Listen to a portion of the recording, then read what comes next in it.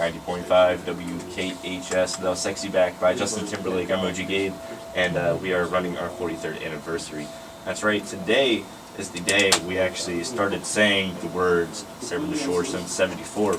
All the way back in 74, March 28th. You knew that, Devin. We actually started broadcasting at 12 p.m. Well, back in 1973, the school board was interested in putting together a radio station for the school system. It was a relatively new school at that point. I think the school was built about 1970, class of 71, I think was the first class. So it was a couple of years in, school's brand new. It was a comprehensive high school with academic classes and what we used to call vocational technology education. Now it's called career technology education. And basically, somebody, I don't remember the gentleman's name, but there was somebody on the board that was really interested in doing a broadcast radio station, public radio station.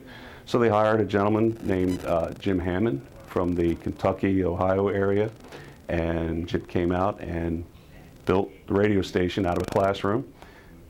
They constructed a tower on campus here, and they were trying to get something that was powerful enough to cover the county.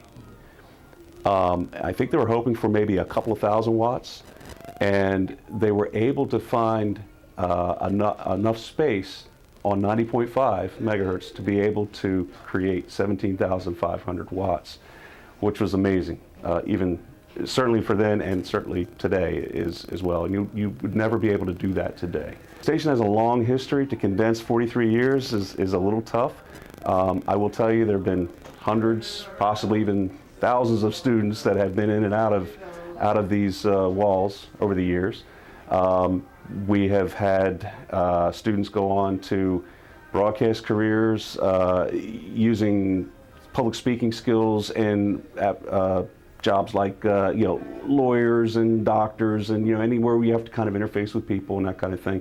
So we're not just grooming broadcasters of the future, although there are many that do go into that. The station is about a 60 to 70 mile coverage.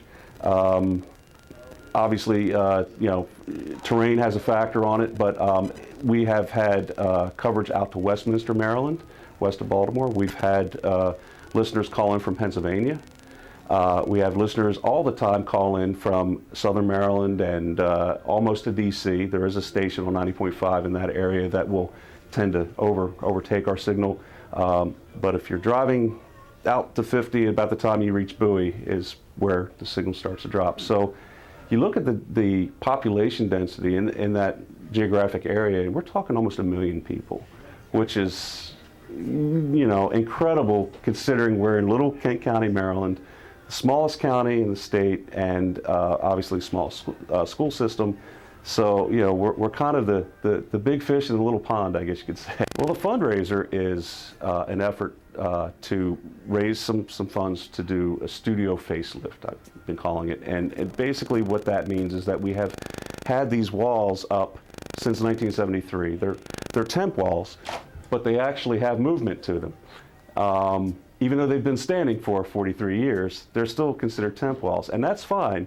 But they need to be resurfaced, and in the studios we have some acoustic foam that we use to prevent echo. Like in this room, we don't have the acoustic foam. You can hear a little bit of echo in here. So what we want to try to do is resurface all of that and put in fabric panels, which would, more like what you see in an auditorium. There's a studio right here, which has a console that I put in 1995. Still in operation, Consoles, mixing consoles are basically have a life cycle of about 15 years max. Obviously, we're pushing the limit with that. And basically, I have a lot of maintenance-related costs just over time, just to keep everything running. We're probably one of the most expensive CTE programs, but we also the only one that has the ability to generate some revenue to offset the costs, given the nature of public radio and underwriting sponsorships. So we need to leverage that to be able to keep, try to achieve as much self-sustainment as possible. You can give us a call at 410-778-4249 or 410-778-8100. We have folks manning the phones to take your donations, or you can go online at WKHSradio.org, and there's a Donate Now PayPal type button right there on the main site. You click that, it's secure, you basically log in, you give your credit card information and the amount that you want to give, and we'll receive it. And we're basically tracking that as we go. Currently, even though we're in the 2000s today, we're going to pause at noon today and actually play the first song ever played on 90.5 WKHS, which is Rocket Man by Elton John. And the station signed on at noon, March 28th, 1974. So that's kind of our memorial moment in all of this.